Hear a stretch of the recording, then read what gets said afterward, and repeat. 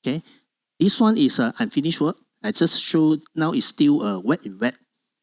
I will let it dry. Usually, I will until this step. I will go to have a coffee, or maybe I'll continue tomorrow in my studio. But on the spot or demo, I will keep going.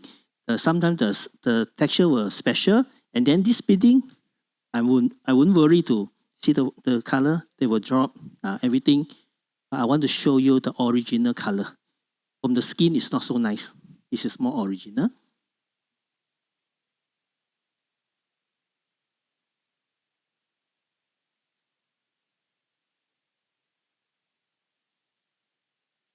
Okay, so I will keep going and going and going. Okay. Now I like to use a very thin brush, okay, to use a sketching way to paint.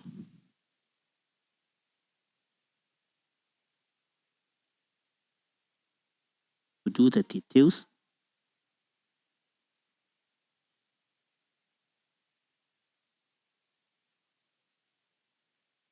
What I'm simply doing here is blocking in all the undertones and essentially setting up my surfaces, trying to be thinking about what color lays underneath everything. And in the case here, I've brought in a little bit of the yellow reflecting in the surface of the table. You can see that happening right through here. There's a little warmness of yellow where the pear is reflecting in the surface of that table. Table is acting a bit like a mirror. And so you see that pear underneath.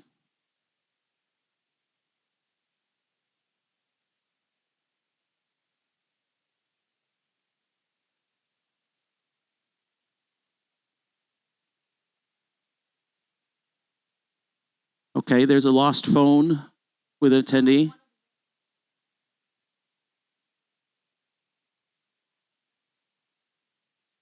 So we're looking for a Fabriano bag with a phone. Maybe somebody picked up the wrong bag.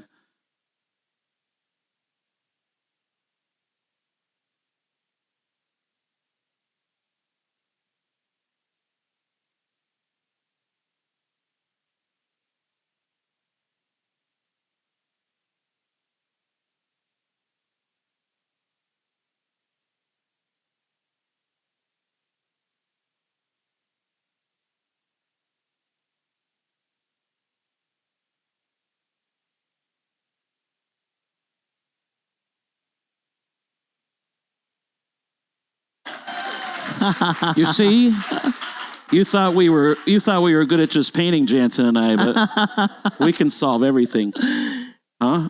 Wow. Thank God for that.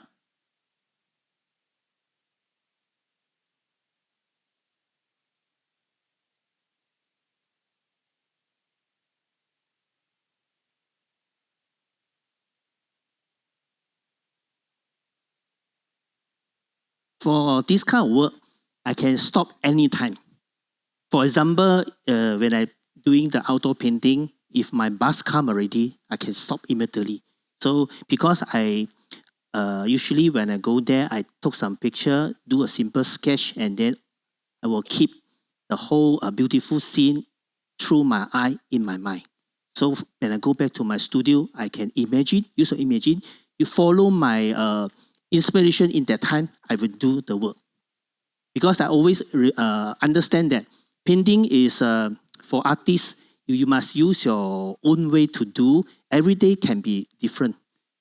Not like the like to follow the picture, right? Sometimes the picture you need to follow the details, everything. But I think you can change some color or the background, everything to make it more how to say, something different. So now it's like that. Okay, form 5 is like that. Okay, I will keep going. Like for example, I know America now they have so many city facing the the bad weather.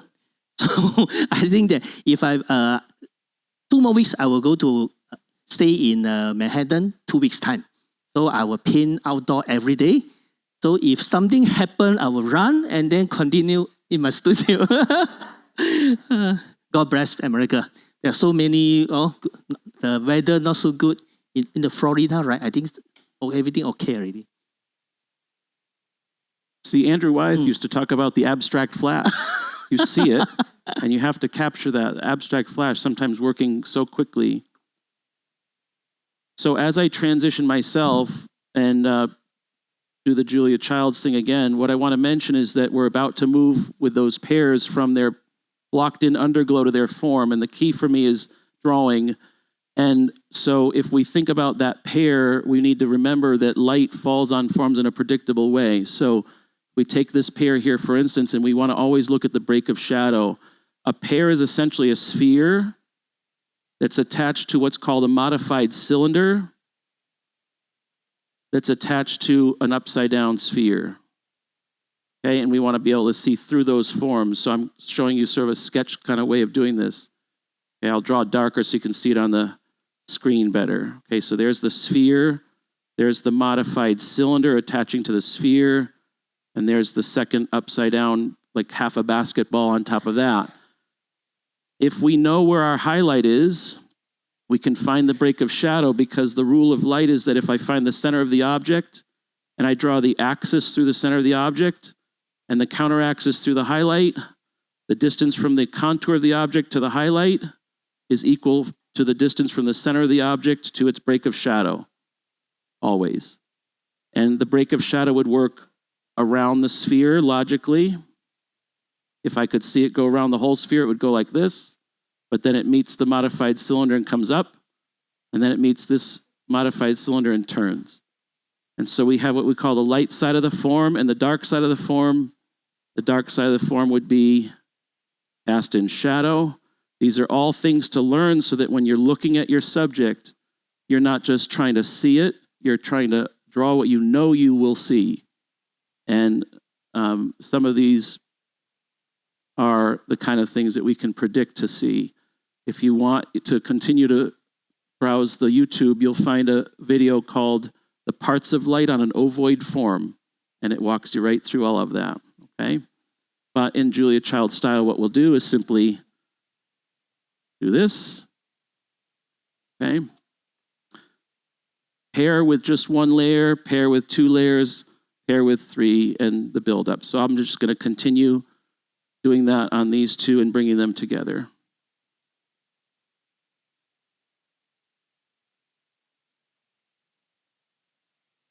I'd love a water run if there could be a case for some clean water. That would be, if anybody's around. I think Paula was around or somebody.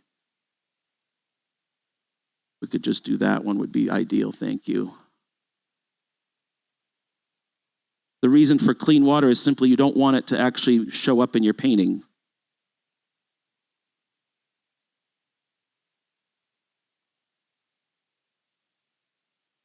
And for shadow color, I'm just going to go for like a nice Prussian blue. And I'm just going to take the blueness out of it with a tiny bit of burnt sienna to make it just a little less strong.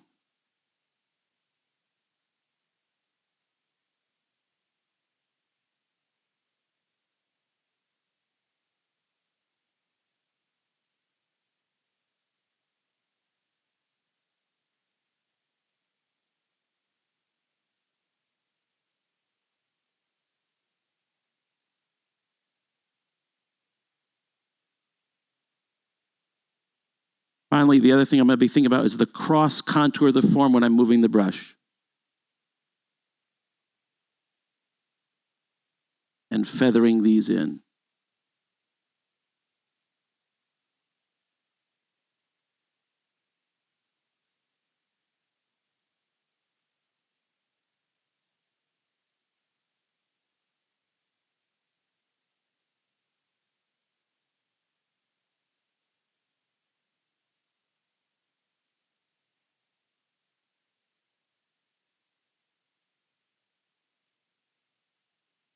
When we do wet into wet, there's wet into wet, dry into wet, semi-wet into wet. There's all the different varieties, and your color will bleed differently depending on how many of those you play with. So what I'm doing right now is sort of dry into wet work, taking the brush, loading it with the color, and then actually drying it and spreading it out. See if I can hold that up to the camera. spreading it out into a little fan shape.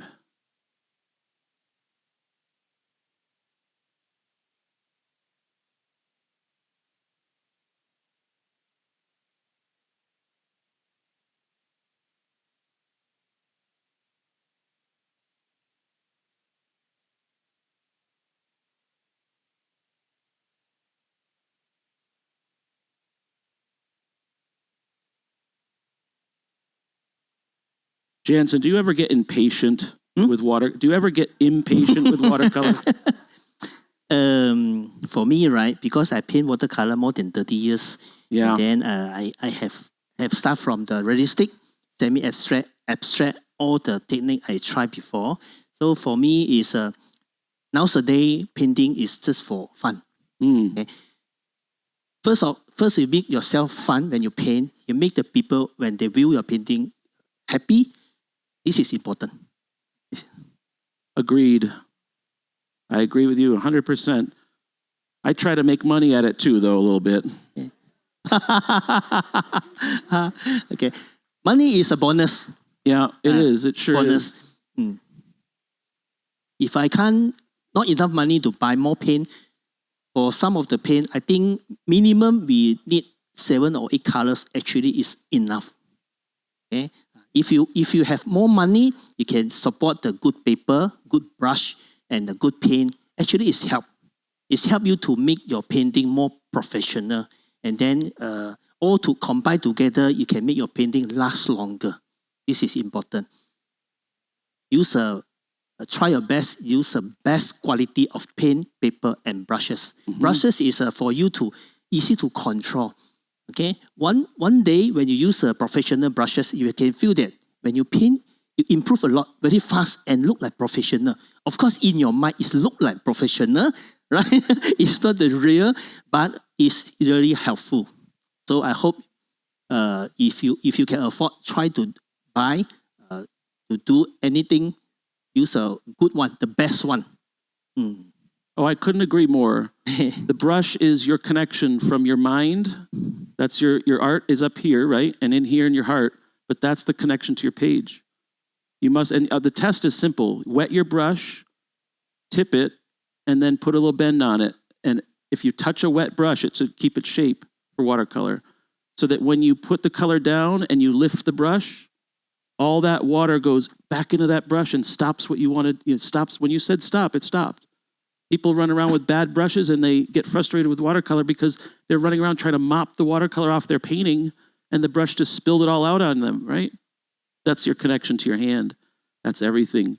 In fact, Jansen, I've been experimenting because brushes in America, it's been harder to get sable brushes during different times because of regulations.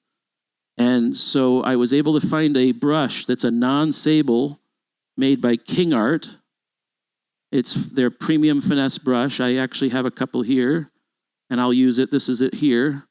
And it's the closest I've been able to find to a non-sable brush that is going to act like a sable brush.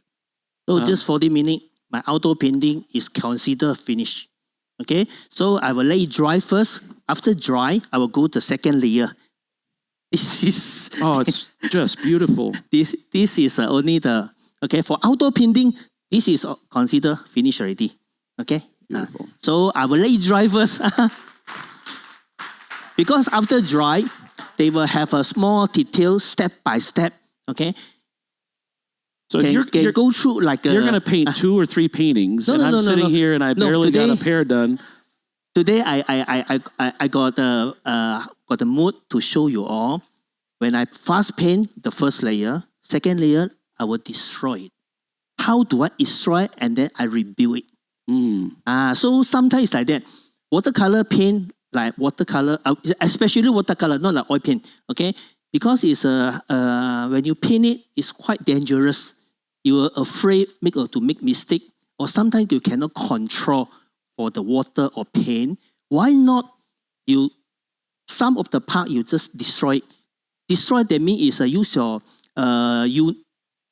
different way to do the paint, the way to do the color, make it different like you usually do. And then after dry, how do you control back? to make it more brighter, more solid, everything. So for me, after I paint more than 30 years, I keep going to improve because of this. I never follow my own style to keep just like that. I try when I think that when my friends, my collector, or my teachers say, hey, Jansen, your work is good enough. I like it. When they say I like it, I will go home and try to destroy it. Okay? Because for me, painting, I want to learn in my life. Learning is important. How to make a great painting is better than how do I make a series of painting easy to sell. For me, I cannot. Of course, you can divide by 2. Okay, you can use a half time to do some work for selling. The other, at least sometimes to give yourself how to improve, destroy. Okay, don't copy the master work. Learn from that, and then try different way to do it. Once a day, your technique is better than the master. Okay, so I let it dry first. Wow. And learn from Jeremiah. Well, Wow. I'll tell you, what he just said, though, I could have said myself, and that is that one of the reasons I work from direct observation is because I think of every time I'm going to draw something, rather than tracing a photograph, I'm learning something about nature and about the world, and I'd rather learn. Okay. So what I'm doing here, simply, I put water down on the surface, and I'm working with a lot of textures. If you see my work, you see layers and layers of textures. I really love, the other painting medium I love to work with is egg tempera, which is very finicky and finesse. This is considered first layer. This is the first layer. Okay, so you can see very colorful, but not enough stronger. No strong color. This is the first layer. Very colorful, beautiful. Okay, first layer. Jansen, in Malaysia, is it very humid in Malaysia? And do you have to wait for drying? 2 layer. So 2 layer is like that. So it's this is 2 that's layer. 2 layers. Beautiful. 2 layer, that means you can see more sharp, more solid. Where is the church? How to do it? This one is 2 layer. Okay, at least got 2 layer here. I got very neat painting. I challenging myself because some of the students, they say, hey teacher, you can do very free, but maybe you cannot do very neat. Can you copy a photo to do very neat? I tried before. Yes, I can. Okay, but I spent 2 months to show that, to show I can do that. So I think it's okay one. Okay, but I need a glass, need 2 months. Every day I spend 8 hours to do. I think every day I just do 2 inch. But my realistic is different. My realistic is when you stand from far, it looks like a photorealism. But you see close, it's abstract. But today I didn't bring. So, okay, you can search my Instagram and Facebook, Jansen Chow. You can see many of my work. Yeah, that's where I saw it, Jansen. I think your work is online. When I started sending work to Fabriano, this is why, it introduces us. This is why this event is so beautiful. It introduces you to artists that you might not know, and then they become another, you become part of their fan club, right?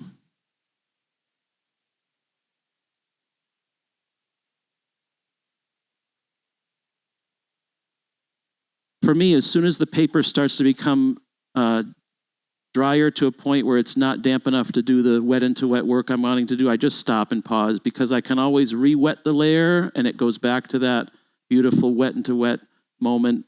As long as I let it the paper go bone dry and be really patient with it, I can move around and I can continue to layer. And I've worked with many teachers that said, oh, you can only do 3 or 4 layers with watercolor. And I've learned over many years of painting, it's just a myth. You can really do lots of layers as long as you let the paint dry in between. If you're impatient, that's where you get muddiness. Because as Jansen said, what muddiness is many colors mixing together. And if they're mixing it together on the wet paper, it's no different than if you mix them together on your palette, right? You're going to get mud. You're done, huh? No, I let it dry. Oh, good. Try to let it dry. I rest for a while. You're good. Now, see, he can go get coffee, like mentioned. And I show all my friends some neat work. This is very neat. I spent 2 to 3 months to finish. This is really neat. This is very neat. 可以。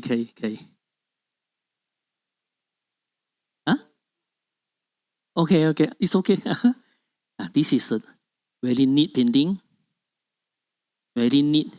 Even when you closer and closer, very neat. I want to challenging myself.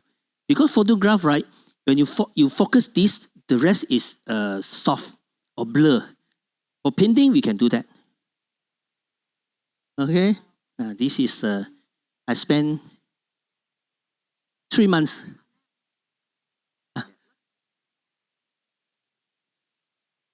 Yes. The one is, the one is a gesso. I use some gesso sometimes because I think that in Japan or UK, they are not allowed to mix other things in the watercolor. They're supposed to use pure watercolor. But I graduate in America. American style is you can use anything. You can mix anything. That's why I spent 3 months to do that. Very, very neat. And even when you look closer, they are so neat. they are just very, very neat. Full size. Full size. So you're a rule breaker, Jansen. I love it. Because I want to share my happiness. This is a big one. Even if we see close, very neat.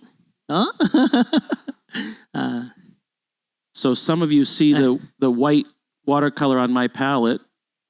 That would be where I'm probably considered a renegade rule breaker. It's gotten me into trouble with trying to get certain paintings into some watercolor society shows, but frankly, I just don't care. I'm out to make a really good painting, and sometimes using a little opacity and then laying glazes of transparency over it is actually just the right way. So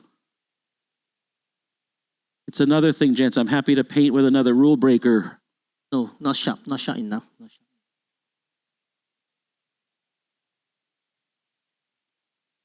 So I was asking earlier, when you're the drying time, I always find that that's the thing. The hardest thing about patience for me is the drying time. And in Texas here, I'm noticing it's a little quicker with a dry climate. Although this room being cool and cold in the morning, it's probably making the drying a little bit managed. You would like to see it around? All right, here's what I'm going to do. Yes. I'm just going to let it dry to a point 40 where... minutes. Yes. So I lay dry and then I do and more layer. We're going to do this. I'm going to let it dry to a point where if you would hold it flat like this so it doesn't run, that would be ideal. And what I'm going to do too is just, we can pass these along the audience. You can just kind of pass those along from place to place.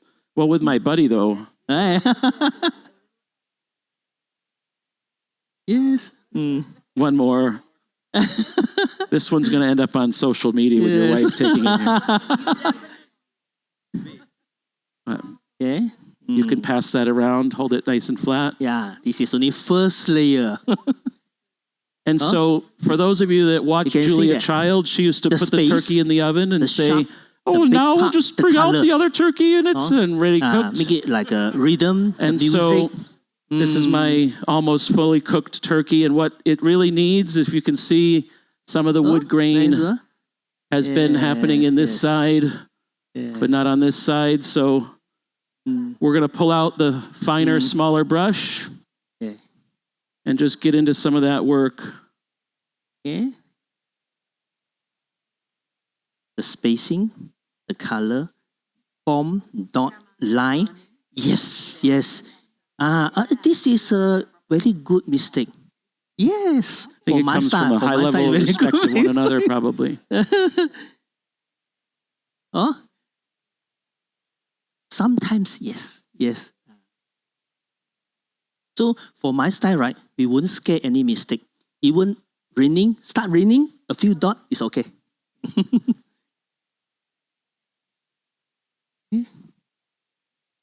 Okay.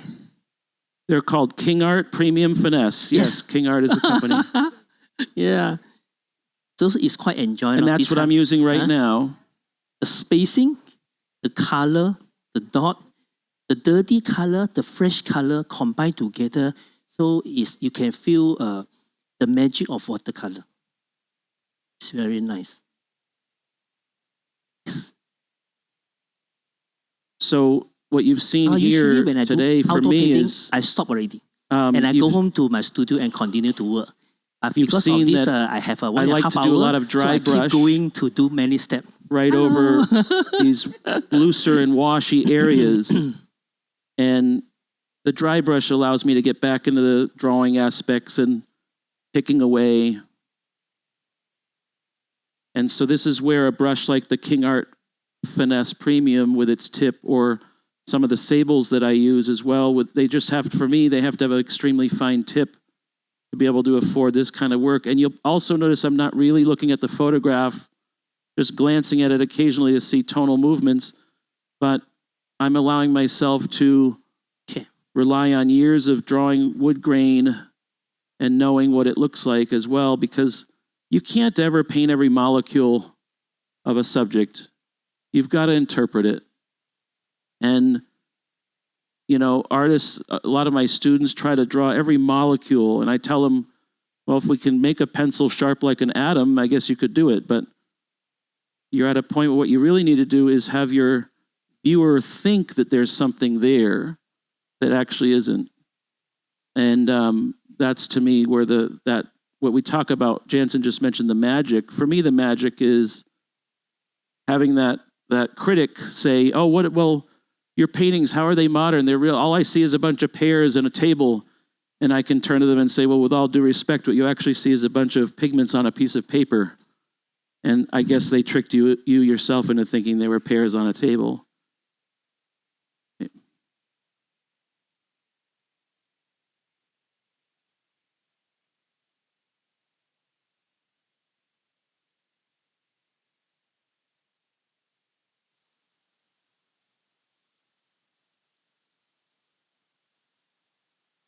No, and this is probably where, you know, like, there's awful lot out there about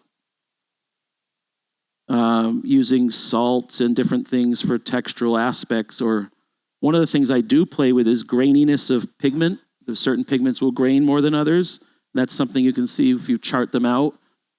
But for me, I'm trying to let drawing always be part of my process.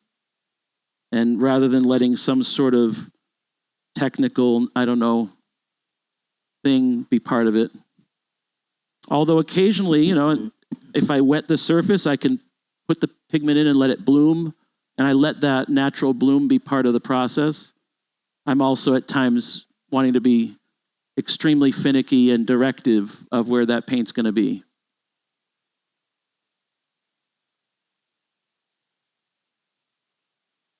And I think you can, you know, those of you, when you can come up close to this at the end, you'll see that just adding this wood grain on top of those layers that sit above, underneath, it'll bring this kind of magical moment where your eye thinks there's a lot there that really isn't.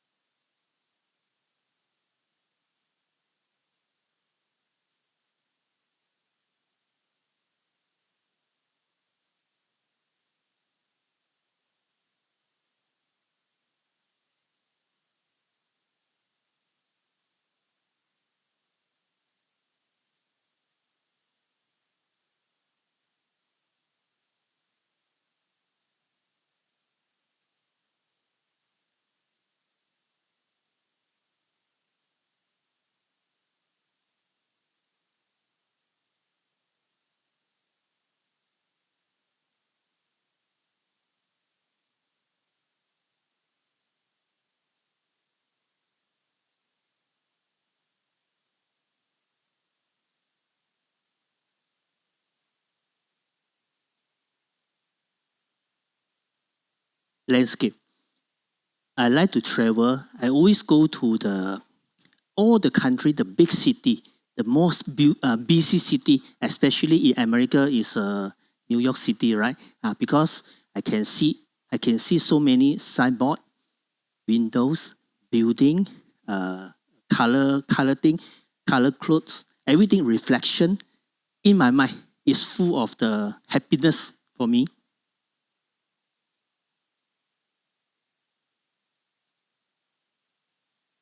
This is in Hong Kong. Hong Kong, so you can see that I use a simple way to do, very fast. This one, I think only 1.5 hours can finish. 1.5 hours? Did I hear you say that correctly? Yeah.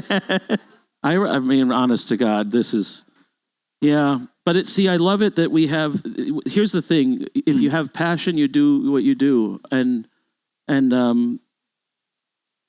the paintings are beautiful. I can't believe it's 1.5 hours though. I just don't know that I could think that fast. Beautiful. Thank you.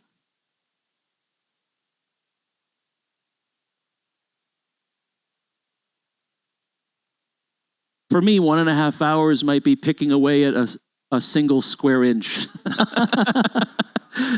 which is fun too. Mm. You can't travel around as much, I guess, but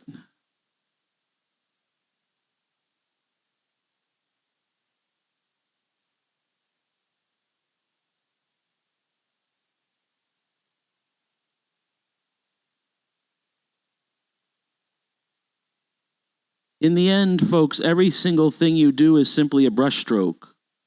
So if you're trying to make wood grain, you're not ever making wood grain, you're making brushstrokes. And so you want to think about, what do those brushstrokes do? How does this move? What kind of speed does it have? Sometimes velocity matters.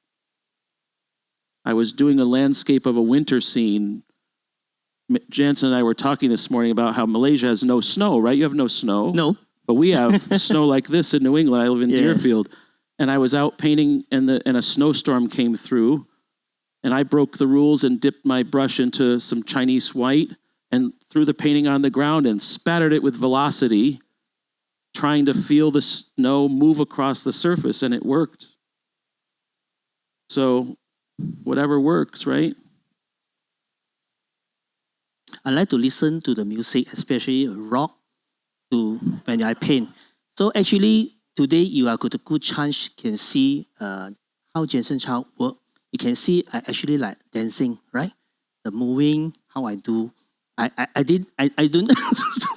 I like to check. Okay, maybe blue color for here, line for this dot.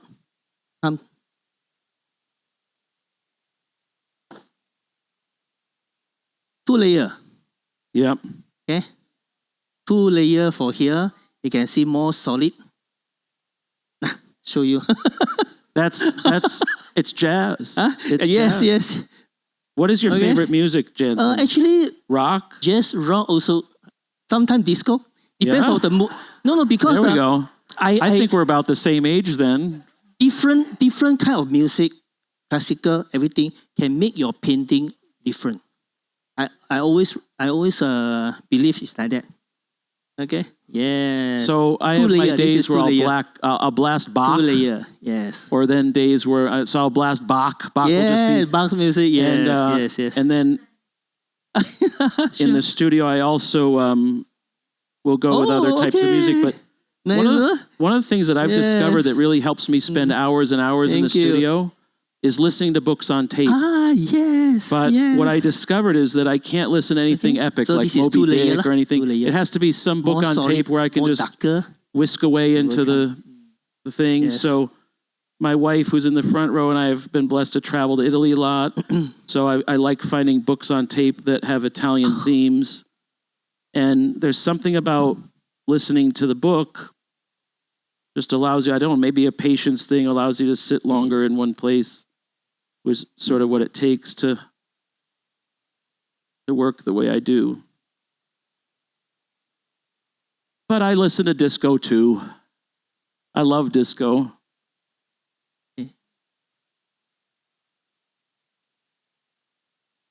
I think those are great questions. You know, this is music can help create movement in you as an artist, right? And that translates because the brushstroke comes from you physically. It comes from your mind, it comes from your eyes, it comes from your heart and emotion as well.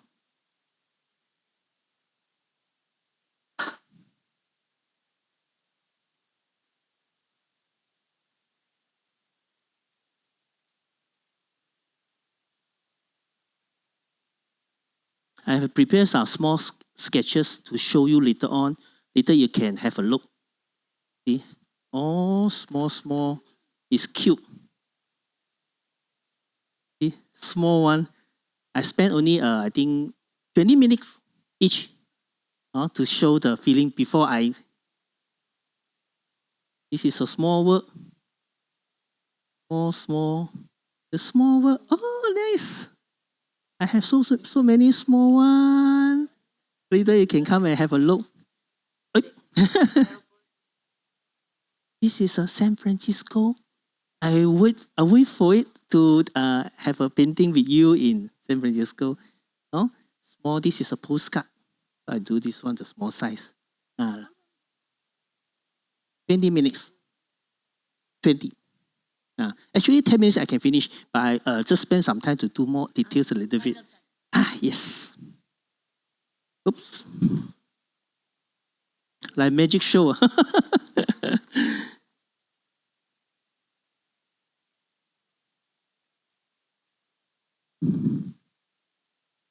Oh, okay. 20 minutes. Simple sketch. Yeah, so cute. Yes, very cute. 20 minutes. I just warm up my hand before I come to America. I want to do something special. This is a bridge in San Francisco. Thank you so much. Yeah, I'm waiting for it to go there. Put that one here. Yes, this angle, I like it. Simple but solid. Nice. This is also the tower in San Francisco.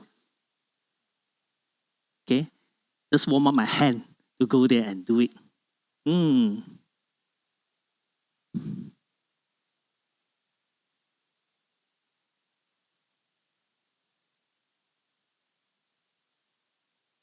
Any question? Yes. My favorite is Arches. Arches paper is my favorite. Yeah, that's my favorite too, but we have to be quiet about it. I use Arches paper more than 20 years. And then later on, because I got so many sponsors to send me the paper, so I just try and try. Of course, all the paper also not bad, but I try to use 600 gram at least minimum, and then rough the surface. This is my favorite. Fabriano paper also good. It's very white. After you paint to show the color, all the color will come up. So it's good paper. See, the key is that every paper has a different quality and a different way of working. So I think because we are layering artists, Arches actually is a great paper that affords layering because of it, the way it's constructed. And so I'm using a cold press Arches, yeah. But there are some papers that are much more conducive to lifting, right? And so if you find yourself to be a lifting specialist, go with that paper. Go with the paper that makes the work you want to make. I think that's the important thing. That would be my recommendation. And but a case can be made. There are some things about watercolor paper that if you're using inferior papers and you're not getting the results you want, you may want to think about whether or not that's the paper causing it and not you. I tell my watercolor students a lot of times the inferior quality brush, the inferior quality paper, and the inferior quality pigments, those could be the culprit. It may not be you. And so look at those things first, as opposed to necessarily thinking that you have to reframe your whole painting style.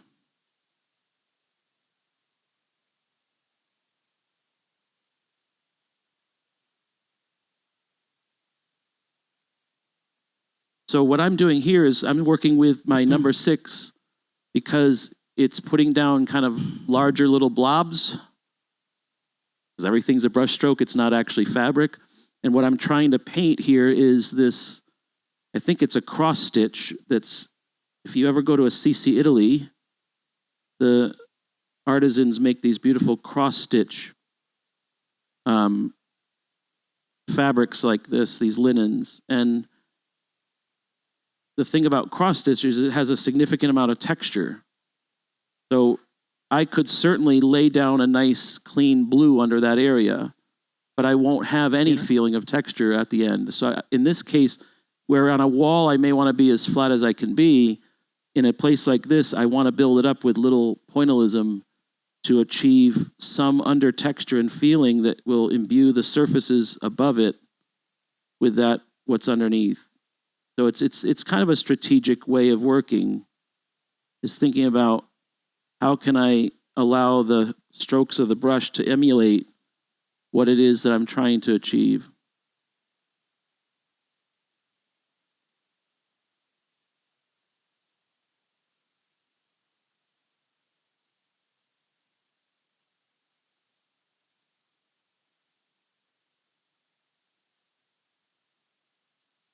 Or you want to come some of the people closer, maybe this table first, and have a look and ask me the question, and then let's okay,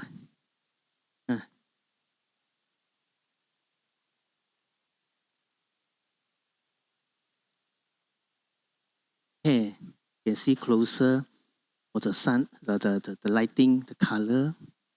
This is the paint I use. Okay, yes.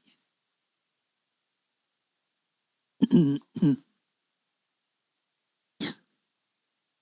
Oh. Oh, okay. Stefan? I work Beautiful. with anything from 90-pound in some cases for plein air work, all the way up to 300-pound paper. So just the thing about weights is that the thicker the weight, the more absorbency you'll have, so you'll have a greater drying shift. So if I'm working on a 300-pound paper, I'm really saturating those colors as they go down. I can show you. Because you need to have them hold up over that drying shift. Oh, so cute. This is I spent. Yes. My most go-to, though, is a 140-pound cold press.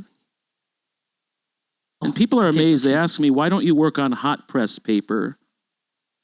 Because of your desire for detail. And I tell them very simply, because hot press paper, the color sits a little more surface on the surface. Actually, and I want it to sink in just a little more. I'm an escort. And I work through every time when I travel show, right? The bumpiness of the paper to achieve so I use the normal brush. The detail that I'm interested in.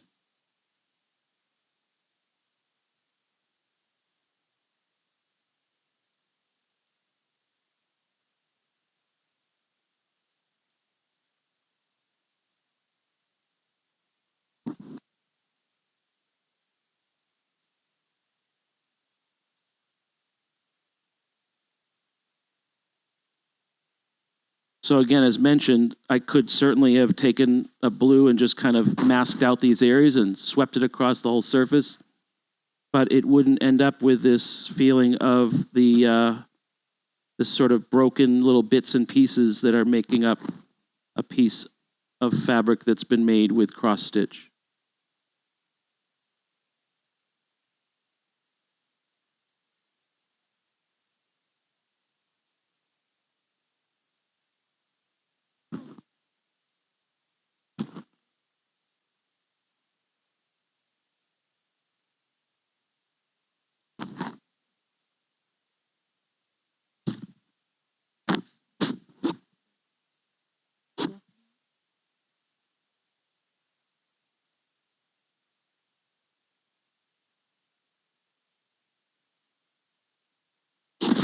This is also cerulean blue, which, as everybody knows, is a more opaque pigment. It's a metal-based pigment. It's a more opaque.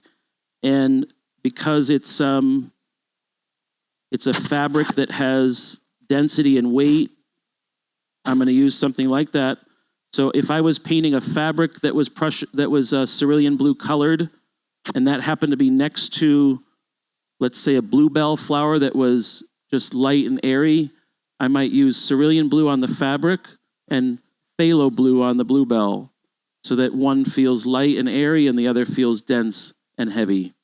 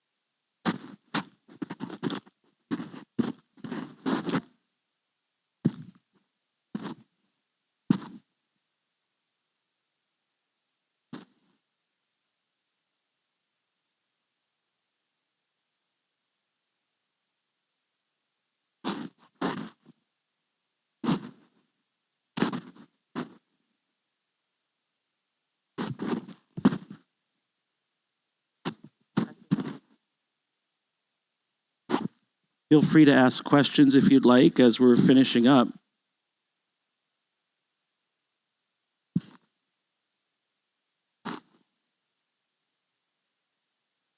What I'm going to do is just bring in this cross-stitch pattern on about half of this so that everybody can see, if you, in the demo, that you can see that some of this little painstaking work is just necessary to bring a painting to a certain level, and we can see when that's added into the rest of the composition, how much more exciting it will be. So we always ask the question, is it worth it? And in my case, I always feel like, yes, take the time, it's worth it.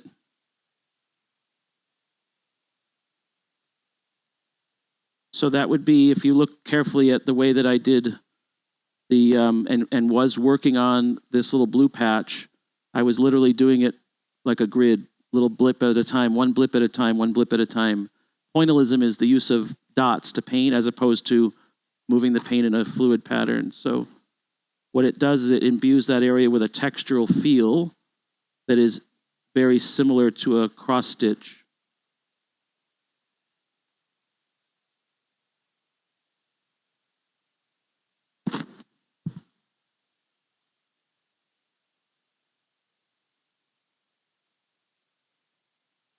Yes.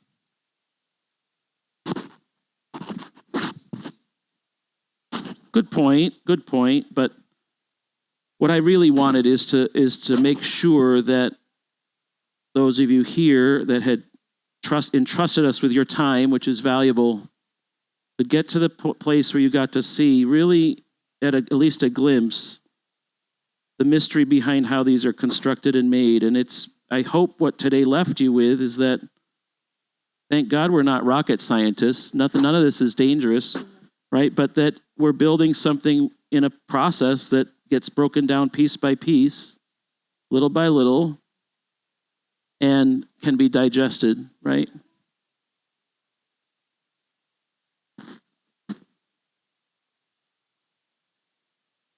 Yeah, eventually that would all come in too. I'm not going to go. So in the photograph, the thing about photographs is that they'll focus. This is a digital photograph that's something like 50 megapixels, so it'll pick up threads in the fabric, and I'm not interested in painting those threads, but I'll try to give it some textural feel in this lower area, a little further beyond where it is. You can see I started doing that with some of the lace area. We have about 10 minutes left, and before we get completely finished, I want to do one thing though. One of the great honors is to paint with you, Jansen. Okay, and I don't know if he can hear me, but because the mics may not be. Yeah. So Jansen, one of the greatest honors of my life has been standing with you here, sitting with you here, and painting with you. I love your work, and so I have a gift for you. It's a premium finesse brush from my friends at King Art. Okay. It's a way for, I think, an artist to show how much I admire you. Okay. If there's any questions, feel free. I'm going to just use the last of the 10 minutes, and I know there's food trucks out there, but I'm going to sit here and nibble away further. And as many of you know, we'll be here. We're thrilled. I know they always say that you save the best for last, but I'm afraid maybe in this case we set the stage for what's going to have to be people working strongly in this gallery, right? She's right there. You could ask her. You could ask her. So she has modeled for some of my artworks, and I hope she enjoys and is happy. No, I should have mentioned that.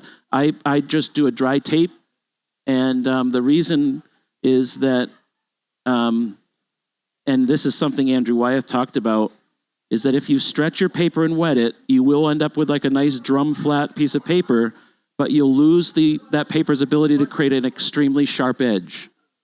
Okay, and that's why people move to hot press paper to get high detail, because they stretch that paper and then they need to get rid of the bumps because they can't get that sharpness back.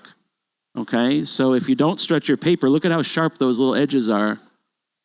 It's like they've been snipped out with a knife, right? So that is so I do not stretch my paper with water. No.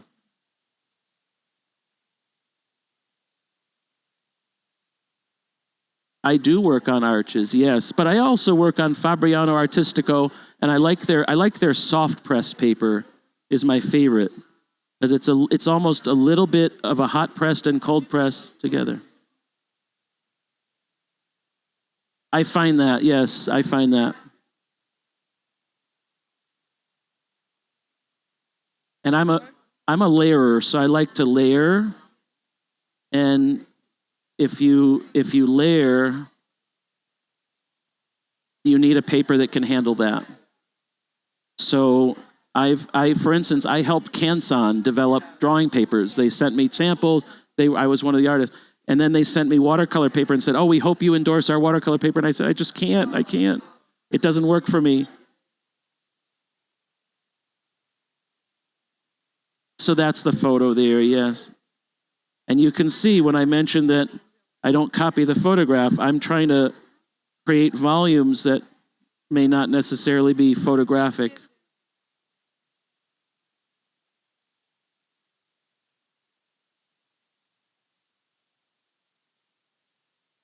I hand draw it. I hand draw it from observation.